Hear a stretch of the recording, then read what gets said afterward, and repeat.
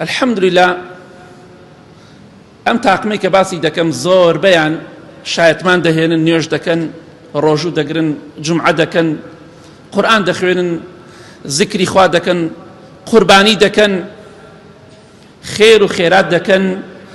مەبەستمان لەو کەسانە دکتۆرەکانە، معاون طبیەکانە، مەبەستمان ئەوانەی کە ئیشی سەیدەلێ دەکەن، دەرمانخانە، مەبەستمان ئەوەیە ئیشی تاقیگە و مختەبەر دەکەن. گوێ بگرن، ئێوە زۆربەتان الحەمدوللا ئەهلی عیبادەت و چاکە و خێرن، بەڵام دوای ئەوەی ئەم عیبادەتانە ئەنجام دەدەن، باشە دەکرێ منی نەخۆش، تۆی نەخۆش لە ئێوە بترسین، فێڵمان لێ بکەن. بەس بەداخەوە من ڕاستیەک دەڵێم، دکتۆری باش هەیە بەڵام بە پەنجەکانی دەست بژمێرە. بەڕاستی پیاوەتی و ویژدان و ڕەحم و بەزەی لایەن نییە. هۆ ئێمە لە تەنها کەسێک قورگمانی نەگرتووە سەرۆت و سامانمان بخوات. وەڵڵاهی دکتۆرەکانیش بەڕاستی غەش و فرۆفێڵێکی زۆر لە خەڵکی دەکەن، باشیان تایە بەڵام کەم.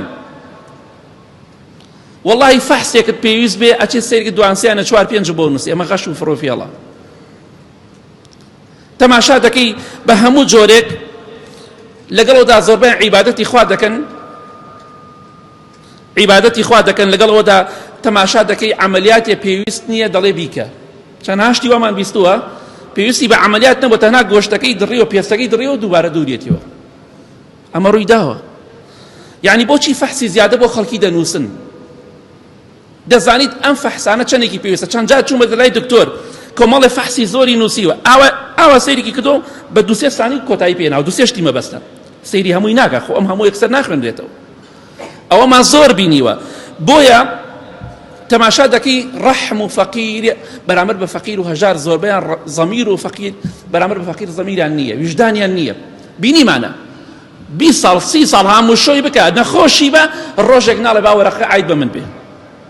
ئاگایان لە فەقیر و فوقەرا نەماوە لە کاتێکە خۆیان کوڕی فەقیرن، کچی فەقیرن. وەڵڵاهی ئەگەر زوڵم لە خەڵکی بکەن، تۆی دکتۆر، تۆی خاوەن دەرمانخانە، تۆی خاوەن مختەبەر، وەڵڵاهی زوڵم بکەی بزانی ئەم دکتۆرەشتی زیادت بۆ ئەنووسەیە بەس بۆی سەرفی کە لە کۆمپانیاکە پشکی زیاتری پێ بدرێ، وەڵڵاهی تۆش لەو دەستری، تۆش وەکو غەشاش و خیانەتکاری.